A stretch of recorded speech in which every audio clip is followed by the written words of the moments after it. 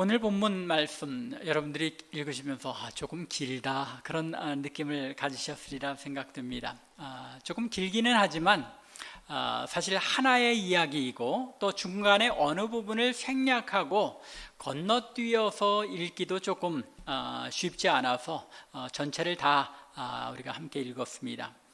큰 줄거리는 하나인데 그 줄거리를 전개하기 위해서 도입하는 이야기 또는 그 줄거리를 이끌어가기 위해서 등장하는 사람들, 그리고 이야기의 소재가 다양하고 해서 조금은 복잡하게 느껴집니다.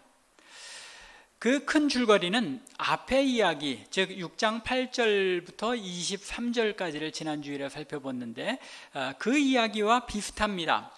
하나님께서 북왕국 이스라엘의 수도 사마리아를 포위하고 공격 중인 아람의 군대를 하나님의 신비하고 놀라운 능력으로 물러가게 하셔서 이스라엘을 구원하셨다는 내용입니다.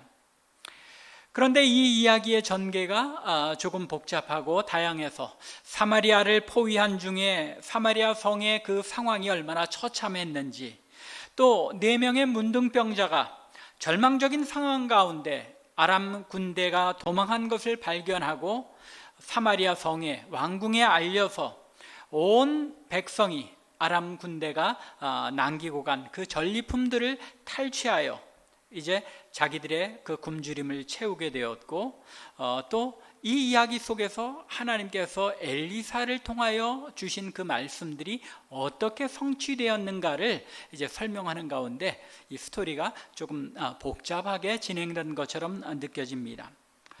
다양한 상황의 묘사 속에서 여러 인물들이 등장하고 그들을 둘러싼 이야기들이 각기 전개되는 듯 하지만 이 전체 하나의 이야기를 통하여 하나님께서 우리에게 알려주시고자 하는 뜻이 무엇인가 귀 기울여 보는 것, 그것이 우리에게 하나님의 큰 복이요 또한 은혜인 줄로 믿습니다.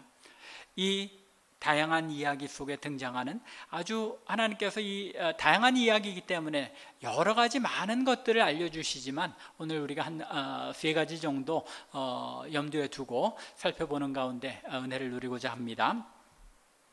첫 번째는 오늘 본문이 우리에게 강조하여 알려주는 내용이 무엇이냐면 여호람 왕의 불신앙입니다.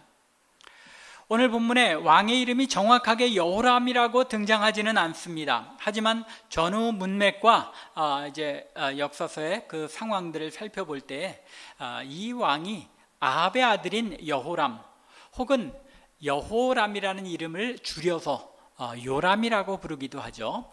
요람 왕, 여호람 왕이었던 것이 확실합니다. 그때 공교롭게도 사실은 남왕국 유다에도 여호사밧의 아들 여호람이 왕이었습니다. 그래서 여러분들이 열왕기나 역대기 읽어가면서 여호람 왕이 이게 어디서는 또 북왕국 왕인 것 같은데 또 어디서는 또 남왕국 왕인 것 같다 하고 혼동되실 수도 있습니다. 그런데 그 시기에 공교롭게 북왕국에도 여호람 왕, 남왕국에도 여호람 왕이 통치하고 있었다는 것입니다. 여하튼 24절 말씀은, 본문 24절 말씀은 이후에 아람 왕 베나닷이 그의 온 군대를 모아 올라와서 사마리아를 에워쌌다고 기록하고 있습니다. 아람 왕의 온 군대라고 왔으니까 아마 이 모든 군사를 총동원했던 것 같습니다. 굉장히 큰 공격이었다는 이야기죠. 그런데 우리가 지난주에 살펴본 바에 의하면 어떻습니까? 아람 왕이 군대를 몰고 이 엘리사를 잡으러 동원했지만 하나님께서 저들의 눈을 어둡게 해서 엘리사로 하여금 사마리아로 인도하게 하셨죠. 그 전쟁의 결과 마지막 23절을 보면 이로부터 아람의 군사의 부대가 다시는 이스라엘 땅에 들어오지 못하니라라고 기록하고 있습니다. 아람 왕국이, 아람의 군대가 다시는 쳐들어오지 못했다는 이야기인데 24절에서는 또다시 이제 전쟁이 일어난 것을 기록하고 있는 것입니다. 아마도 이 전후 사정을 살펴볼 때 이 두 전쟁의 기간에 상당한 기간이 흘렀다는 것을 우리가 추측해 볼 수 있습니다. 여하튼 아람의 군대가 총동원되어서 사마리아 성을 포위했고 그 포위했던 기간도 상당히 길었던 것 같습니다. 그 상황이 어떠했는지를 보면, 이어지는 이야기를 보면 이 포위하고 있었던 기간이 길었다는 것을 우리가 충분히 알 수 있습니다. 왜냐하면 25절을 보면 사마리아 성중에 있는 사람들이 크게 줄여서 물가가 천정부지로 올랐다는 것입니다. 오랫동안 포위하고 있었기 때문에 먹을 것이 다 떨어진 것이죠. 그래서 심지어는 나귀 머리 하나에 은 80세겔이었다고 합니다. 그리고 비둘기똥 4분의 1갑에 은 5세겔이나 했다고 합니다. 나귀 머리, 사람들이 보통은 먹지 않는 것이죠. 말고기도 뭐 어떤 문화에선 먹기는 하지만 이 나귀를 먹는다는 이야기는 참 들어보기 힘든데, 그것도 나귀 머리를 먹지 않을 수 없었던 것, 그리고 그것도 값이 은 80세겔이었다고 합니다. 은 80세겔이면 얼마인가 하고 제가 찾아봤더니 은 1세겔이 성인 남자 한 달치 임금이라고 합니다. 그러면 나귀 머리 하나에 은 80세겔이었다면 거의 한 7년치 임금을 쏟아부어야 나귀 머리 하나를 살 수 있을 정도로 그만큼 먹을 것이 희귀해졌다는 이야기죠. 또 비둘기똥 4분의 1 상자라고 이야기합니다. 무슨 비둘기똥을 다 먹었나 하고 생각하면 혹시 뭐 저 동남아에서 제비집 먹는 것처럼 뭐 그런 게 아닌가 하고 생각하실 수도 있겠습니다. 그런데 여기 비둘기똥이라고 번역된 단어가 조금 논란의 여지가 많은데, 옛날 우리 한글 성경에서 뭐라고 번역했냐면 합분태라고 번역을 했습니다. 비둘기 합자, 똥 분자, 거기다 태자가 무슨 태냐면 클태라고 하기도 하는데 콩태라고 합니다. 무슨 이야기냐면은 여기 사용된 그 단어가 이 백합과 하레이오님이라는 그런 단어가 사용됐는데 백합과에 속한 식물이라고 합니다. 야생에서 나는. 그런데 그 뿌리가 콩처럼 작은 알갱이가 있는데, 이것이 보통 때는 야생에 많이 나기는 하지만은 독성이 있어서 잘 먹지 않는 겁니다. 그런데 먹을 것이 없다 보니까 약간의 독성이 있어도 이것조차도 끓여서 먹으려고 이 합분태를 4분의 1갑에 얼마를 주고 샀다고요?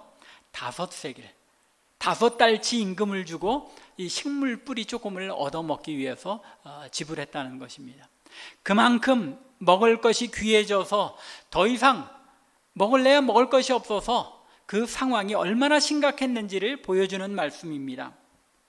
그런데 이것도 먹을 것이라고 해서 이렇게 비싸졌지만 그 얼마나 기근이 심각했는지 그 다음 이어지는 이야기를 보면 처참함을 더욱더 분명하게 알 수 있습니다.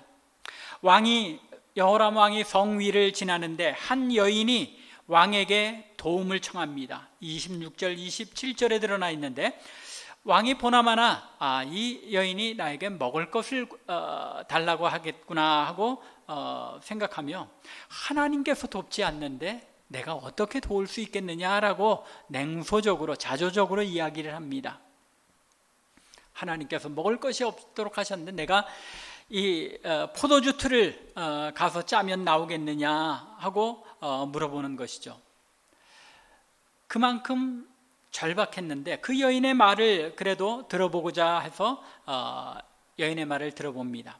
그 여인의 말에 의하면 자신과 이웃 여인이 서로 의논하여서 하나씩 차례로 자식을 삶아 먹기로 하였다는 것입니다.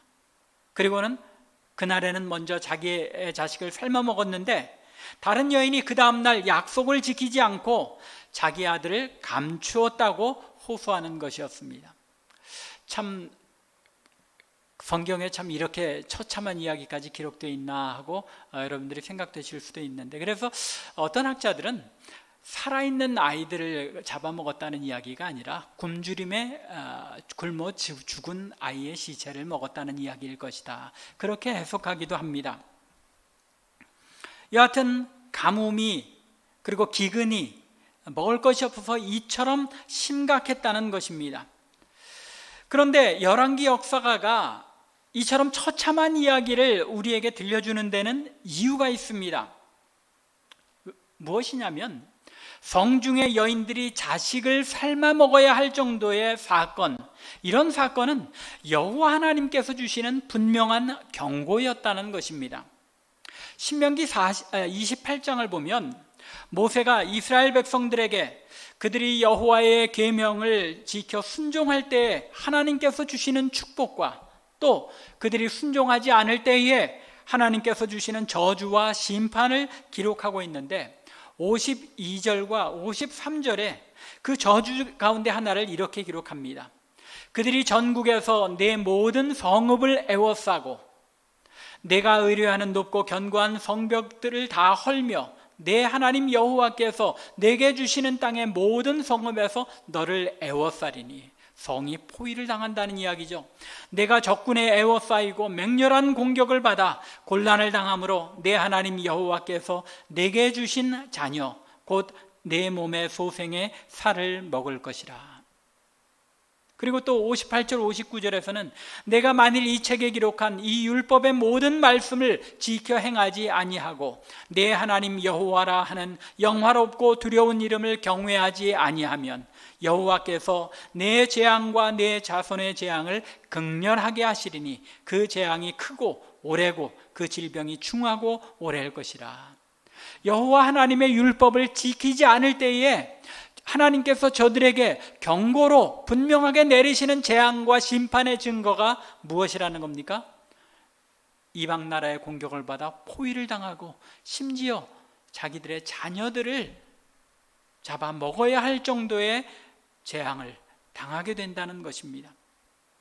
지금 여호람 왕과 사마리아 성읍이 당하고 있는 이 재앙과 심판이 무엇을 나타내고 있는 것입니까?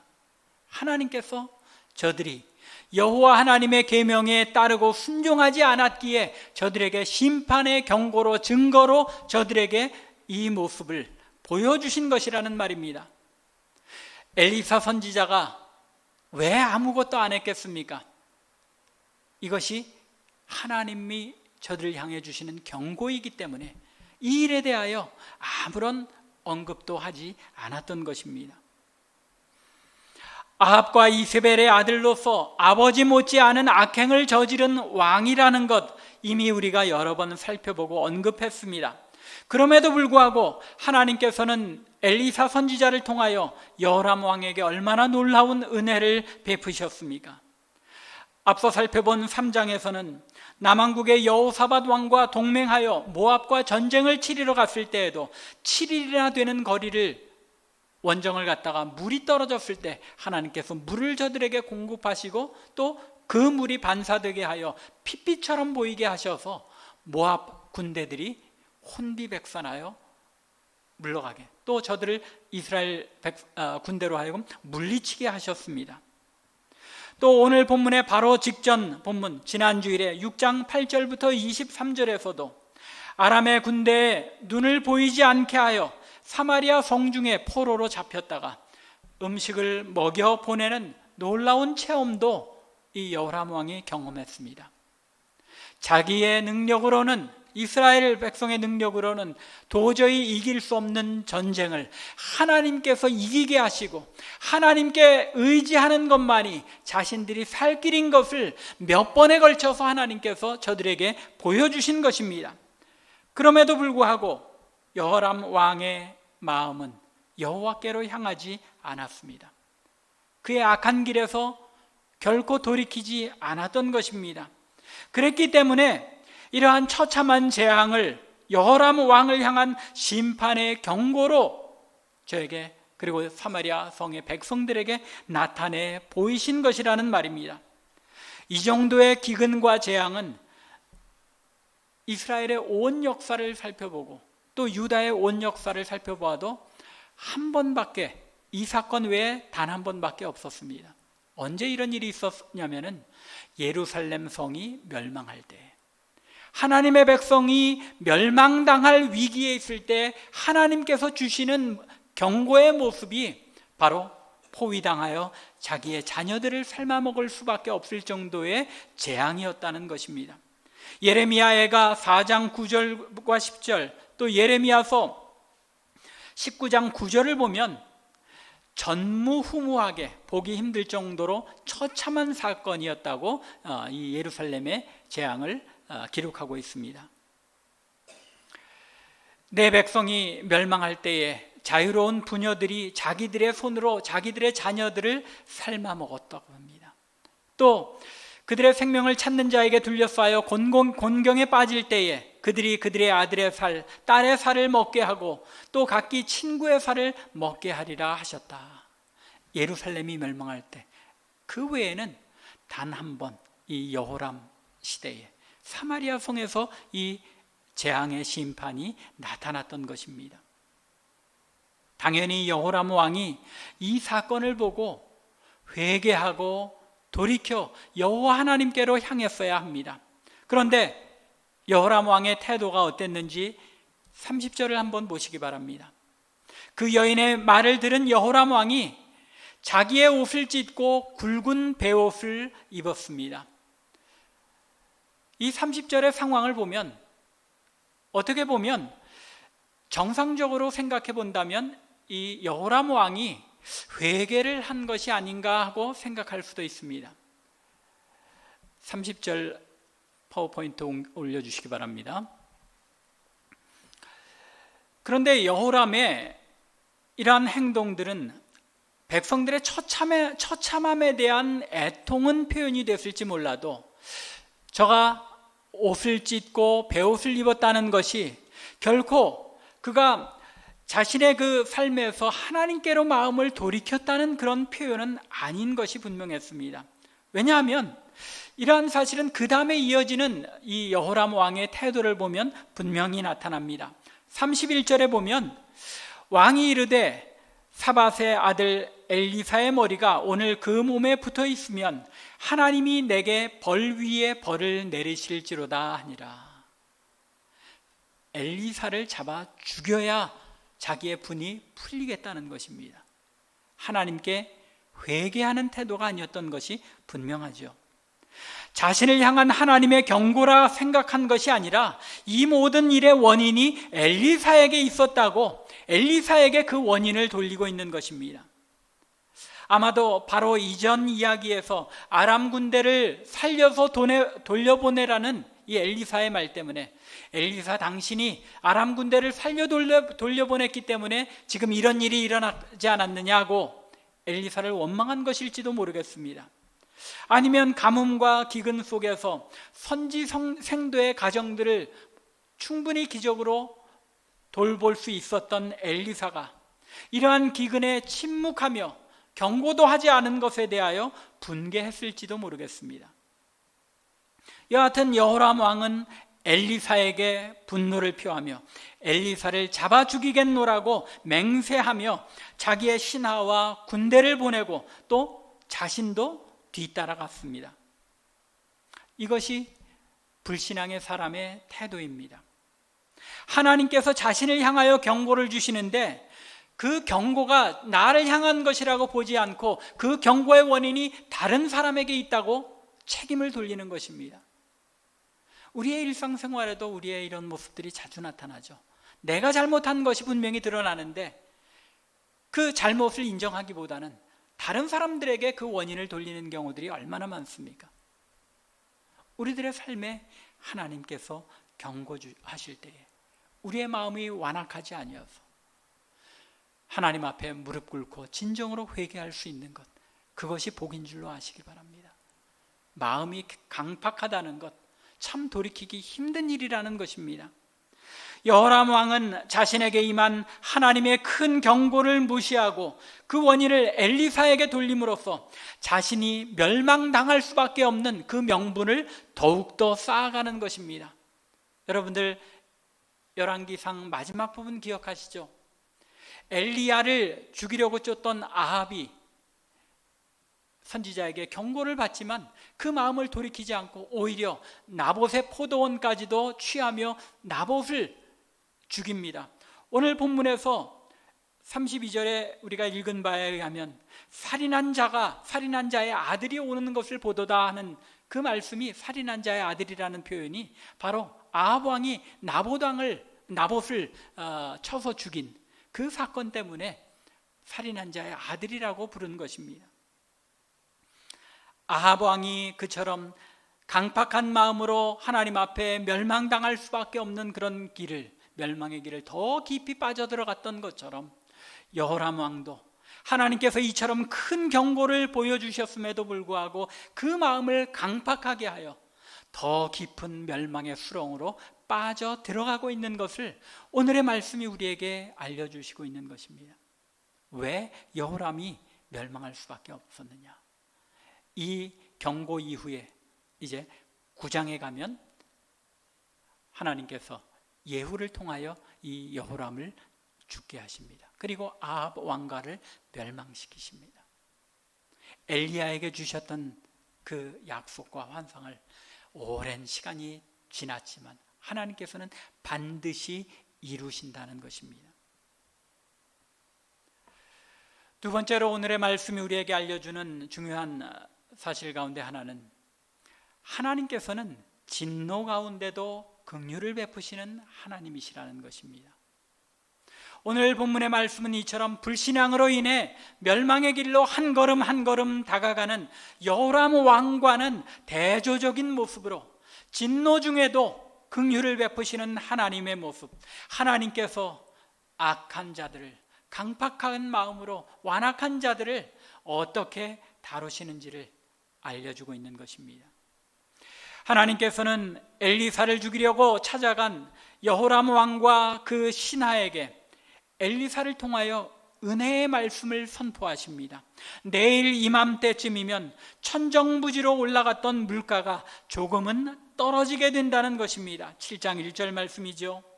다른 먹을 것이 없어서 나귀머리 하나에 은 80세겔이나 하던 것이 이제는 여전히 평소보다 매우 비싼 값이기는 하지만 밀가루 한 스아가 얼마만큼의 양이냐면 성인 한 사람이 한 주 동안에 먹을 수 있는 양이랍니다. 꽤 되는 양이죠. 그런데 그만한 양의 밀가루가 이제 한 세겔이라고 합니다. 한 달 벌어서 그만큼 먹을 수 있는 정도라면 아직 평소의 물가보다는 훨씬 비싼 거죠. 그럼에도 불구하고 나귀머리 하나에 은 80세겔 하던 때보다는 떨어져서 어느 정도는 그래도 밀가루와 보리가 제공이 되었다는 것을 알 수 있습니다. 왕과 신하는 엘리사를 통하여 하나님께서 주시는 이 은혜의 말씀을 받아들이지 않았습니다. 믿기를 더디하는 것이죠. 강팍한 마음 때문에 하나님의 말씀의 선포를 쉽게 받아들이지 못하는 것입니다. 하나님께서는 아람 군대의 손아귀로부터 이스라엘을 다시 한번 구원하시기로 작정하시고 엘리사를 통하여 이 은혜의 말씀을 선포하셨지만 여호람 왕과 그 신하들은 또는 그 백성들은 이 하나님의 은혜의 말씀을 받아들일 수 있는 마음의 준비가 안 되었던 것입니다. 여전히 강팍한 마음으로 어떻게 그런 일이 있을 수 있겠느냐, 하나님께서 하늘의 창을 여신다 한들 그런 일이 일어나겠느냐 하고 반문하는 것입니다. 하나님께서 이번에도 아람 군대를 이적적으로 물리치십니다. 사마리아를 에워싸고 진치고 있는 아람 군대의 병거 소리와 말소리와 큰 군대의 소리를 듣게 하십니다. 6절의 말씀이죠.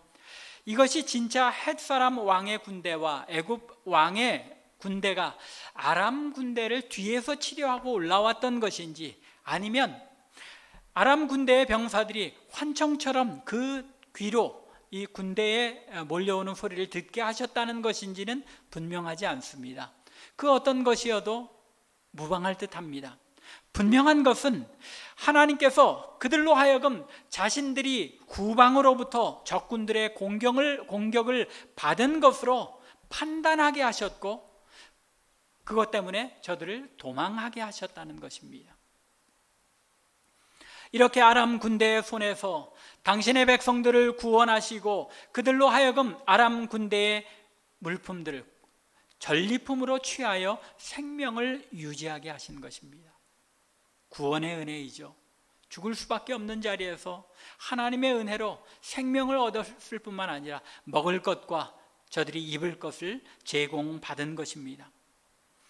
여호람 왕과 이스라엘 백성들에게 그들의 불신앙에 대하여 심판과 재앙의 경고를 주셨지만, 또 한편으로는 오직 소망은 하나님께만 있다는 사실을 그들에게 긍휼을 베풀어 알려주시고 그들을 구원하심으로써 알려주신 것입니다.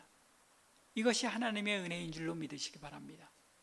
우리가 하나님 앞에 불순종하는 그런 삶을 살 때마다 하나님께서 우리를 치시는 것이 아니라 우리를 경고하시고 또 때로는 환난을 겪게 하시지만 우리로 하여금 다시 돌이켜 하나님의 그 은혜를 맛보게 하는 것, 그것은 바로 재앙 중에도 심판 중에도 긍휼을 잊지 아니하시는 이 하나님의 긍휼하심 때문이라는 것, 우리가 그 은혜를 감사히 여겨야 하는 것입니다.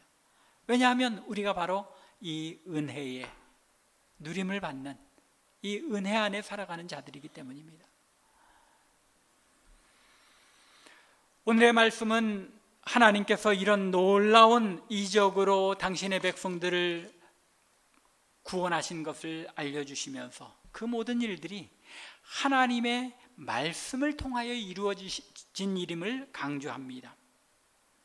엘리사를 통하여 말씀으로 경고하시고 그 일들을 이루셨다는 사실을 강조하고 있는 것입니다. 단순히 천정부지로 올랐던 물가가 내리게 되리라고 말씀한 것만 이루어진 것이 아니라 왕의 신하가 물가가 내리는 것을 눈으로 보게 되기는 하겠지만 그것을 먹지는 못하리라 하고 말씀하신 것을 이루심으로써 아주 세세한 부분까지, 모든 부분을 하나님께서는 그 말씀하신 것을 온전하게 이루시는 하나님이심을 선포하고 있는 것입니다. 그리고 이 말씀을 열왕기 저자의 기록을 통하여 우리에게 들려주심으로써 하나님이 어떤 하나님이신지, 또 우리 가운데 하나님께서 어떤 방법으로 역사하시는지를 다시금 일깨워 주시는 것입니다. 오늘날에도 하나님께서는 당신의 약속의 말씀을 그대로 준행하시는 하나님이신 줄로 믿으시기 바랍니다.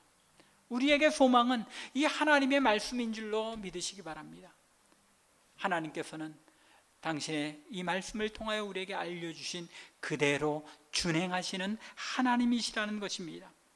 심판 중에도 긍휼을 잊지 아니하시는 하나님께서 우리의 불신앙 중에 행한 대로 갚지 않으시고 은혜로 우리를 돌이키시며 하나님의 말씀을 통해서 그 은혜 아래 거하게 하시는 줄로 믿어야 하는 것입니다.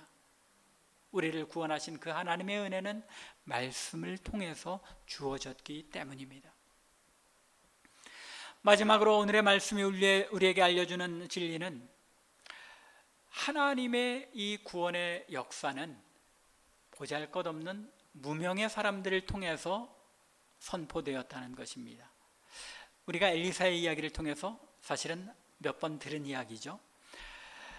열왕기에서의 저자가, 아니 하나님께서 연약하고 보잘것없는 하나님의 백성들, 아니 아무도 돌보아 줄 사람들이 없어서 방치되고 소외된 자들에게 관심을 가지고 그들을 통해 일하시는 것, 열왕기서를 통해 우리에게 알려주시는 것입니다.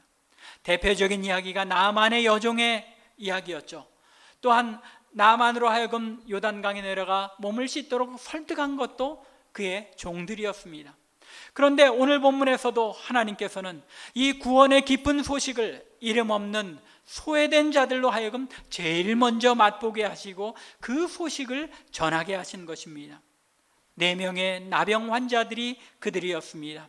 7장 3절부터 5절이죠. 나병 때문에 자신의 가족들과 공동체에서 쫓겨나 사마리아 성문 어귀에서 지내던 4명의 나병 환자들이었습니다. 성 안에 있는 사람들이 그토록 굶주렸다면 성문 어귀에서 소외된 이 사람들이 얼마나 큰 굶주림에 시달렸겠습니까? 이 4명의 나병 환자들이 우리가 이래도 죽고 저래도 죽기는 마찬가지인 것 같다. 그러니 혹시 아람 군대에 우리가 항복하면 저들이 우리에게 먹을 것을 조금 줄지도 모르겠노라 하고 아람 군대 진영으로 가서 항복합니다. 나병 환자들이 아람 진영에 도착해서 끝까지 가보았지만 아람 군대는 다 사라지고 음식뿐만 아니라 은금과 의복까지 남아있는 것을 보고는 있는 대로 취하여 숨깁니다. 그러다가 나병 환자들이 자신들만 그것을 누리는 것이 옳지 못하다고 생각하고 아름다운 소식을 사마리아 성에 알리기로 결정합니다. 이 구원의 기쁜 소식을 소외되고 조롱과 무시를 당하던 나병 환자들이 제일 먼저 누리게 하시고 그들로 하여금 이 소식을 전하게 하신 것입니다. 엘리사의 기적이 누구를 상징하는 것이라고 말씀드렸죠? 예수 그리스도의 사역을 상징하는 것이라고 말씀했습니다.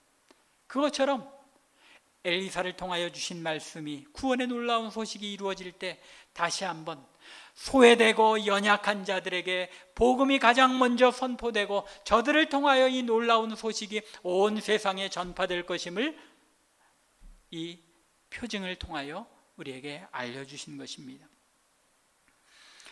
하지만 이 소식을 들은 사마리아 성의 사람들과 왕은 그들의 말을 믿지 않았습니다. 오히려 이스라엘을 성에서 이끌어내어 공격하려는 아람의 술책이라고 생각하였습니다. 그러나 신하 중에 한 사람이 척후병을 보내서 알아보면 되지 않겠느냐 하고 의견을 내서 척후병을 보내서 아람 군대를 추적하게 합니다. 그들이 돌아와 아람 군대가 모두 도망한 것을 알리자 비로소 온 백성들이 쏟아져 나가 아람 군대가 남긴 물품들을 전리품으로 취하며 구원의 기쁜 소식을 누리게 되는 것입니다. 이 마지막 소식을, 구원의 기쁜 소식을 확인하고 전한 것 역시 무명의 척후병들이었습니다. 아무 이름 없는 사람들을 통하여 하나님께서 이처럼 놀라운 구원의 기쁜 소식을 전달했다는 것입니다. 열왕기서를 통하여 하나님께서는 하나님 나라의 구원의 기쁜 소식은 유명한 왕이나 그런 고관 대작들을 통해서가 아니라 보잘것없는 당신의 백성들을 통하여 선포되고 전달되는 것임을 우리에게 알려주시는 것입니다. 말씀을 맺습니다. 오늘 본문의 말씀은 불신앙의 사람이 어떤 모습인지, 그리고 자신을 그러한 자들을 대하시는 하나님께서 어떤 하나님이시며 어떤 방식으로 그들을 대하시는지를 알려주고 있습니다. 여호람 왕은 그의 강팍한 마음을 돌이키지 않고 자신에게 주어진 경고조차도 엘리사에게 그 책임을 돌리며 멸망의 길을 향해 한 걸음 한 걸음 더 깊이 빠져 들어가는 모습을 보았습니다. 혹시 우리에게 이러한 모습은 없는지, 하나님의 경고를 우리가 놓치고 있지는 않은지 돌아볼 수 있기를 바랍니다. 하지만 하나님께서는 이렇게 완악한 자들에게 재앙과 심판을 경고하시는 가운데서도 긍휼을 베푸시는 하나님이신 것을 또한 아시기 바랍니다. 여전히 저들에게 돌이킬 기회를 주시며 은혜를 베푸시는 것입니다. 이 모든 일을 하나님께서는 미리 당신의 백성들에게 말씀으로 선포해 주시고 그 방법으로 저들에게 이 구원의 역사를 이루셨던 것을 또한 기억하시기 바랍니다.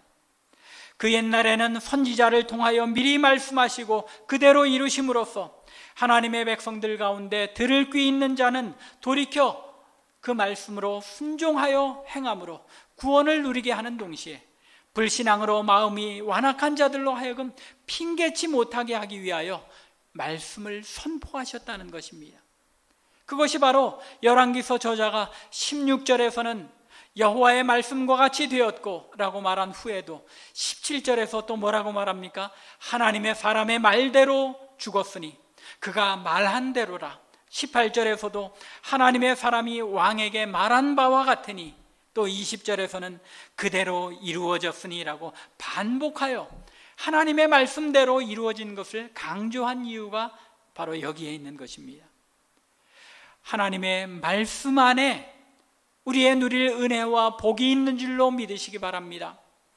이 말씀을 잘 살펴 하나님의 뜻을 분별하고 그 뜻대로 행하는 가운데 오늘도 무명의 성도로 살아가는 우리지만 하나님께서 우리를 통하여 그 구원의 아름다운 소식을 전하시는 하나님의 은혜와 복의 전달자가 되는 저와 여러분들 그리고 우리 참빛교회가 되기를 주님의 이름으로 간절히 축원합니다. 기도드리겠습니다.